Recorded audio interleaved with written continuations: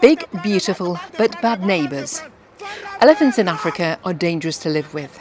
Award-winning author Sue Tidwell, who wrote the book Cries of the Savannah, says how destructive they can be. They have to be managed because they eat so much and they cause a lot of damage to water systems and all kinds of things like that. So you have to take a different approach for depending on what part of the continent you're on. Trophy hunting can never cause extinction.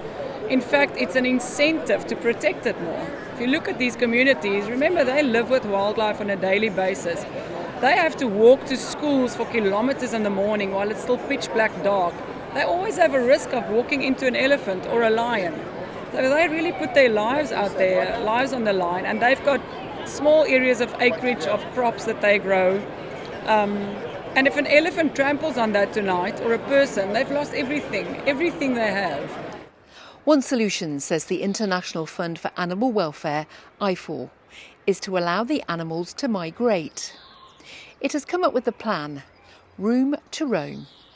The animal rights group wants to create extended elephant corridors in Africa that allow the animals room to move freely. Not just across adjacent borders, but across the length and breadth of nearly half the continent. Hunters and conservationists say it's not practical. The reality of it is there cannot be a corridor. There are people in between everywhere, and the people in Africa can't live with the elephants. Those that do live with the elephants do it on the premise that we can hunt there and we can kind of create some sort of a balance where they get protein from it and a compensation for the damage that's done. But if you think about a village living with elephants moving through, it's not ideal. I mean, kids walking to school, you got to walk through elephants. You know, it's not what they want. It's a compromise that's done when we have hunting safaris, but in this sort of model that's being looked at, I just can't see how it can work. In many areas, there are too many elephants, and they're driving out other species. In other areas, there are too few. Africa once had an estimated 10 million of the animals. Now that number is around 500,000, which, says the IUCN, makes them endangered. IFAW claims climate change means elephants in some areas of Africa could be threatened with extinction. Firstly, I think it's a misconception, and we've got to look at elephants in a holistic type of approach. Firstly, there's a difference between managing elephants on a species and managing elephants as a population. A lot of people look at the species and they think that the elephant as a species is endangered, where it's not. If we ever look at it, populations in southern Africa are really exploding. So elephant populations in the north of Africa, where they haven't been protected, are in demise. So we've got to look at it holistically. Our populations are totally different. Now, when we have a look at it and we've got to manage elephant, we see things like the Humane Society coming forward and saying elephants are endangered. Now, in South Africa, they've come with a project to actually put our elephants onto contraception. So what is it? Are they endangered? And now they protect them from breeding and acting normally. So it's a bit of contradiction. Our populations grow every year astronomically. We don't have space for elephant.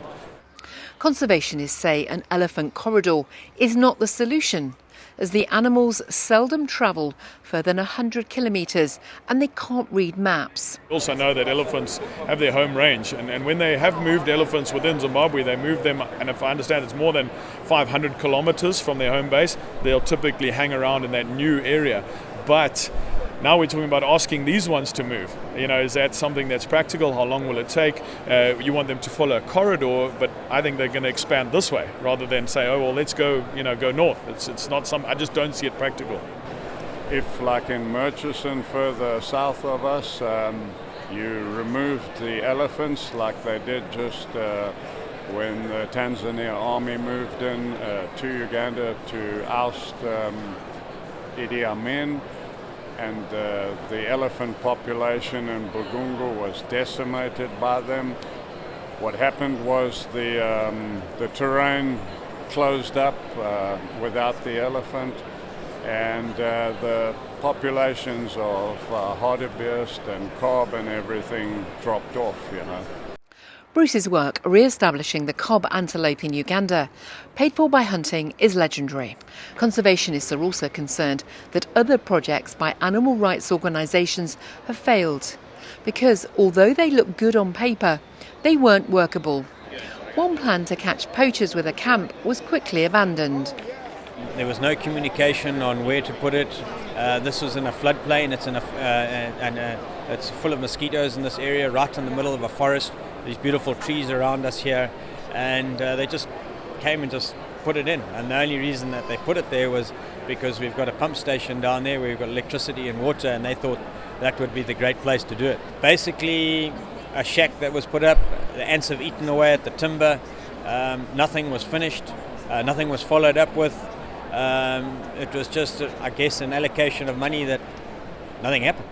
Conservationists fear that even if IFAW could overcome the issues of protecting people, the corridor doesn't offer the long-term benefits that regulated hunting tourism does for paying for wildlife. Our question is what is in it for them and what is it long term? So I guess when you're in a hunting area and you're invested in the area, you're protecting it for long term to continue with it. But a lot of these organizations we see come in and don't do what they say they're going to do long term. It's a temporary thing, maybe to please donors or for some effort like that, but it's not long term. And that's our concern, is when does the money run out from that?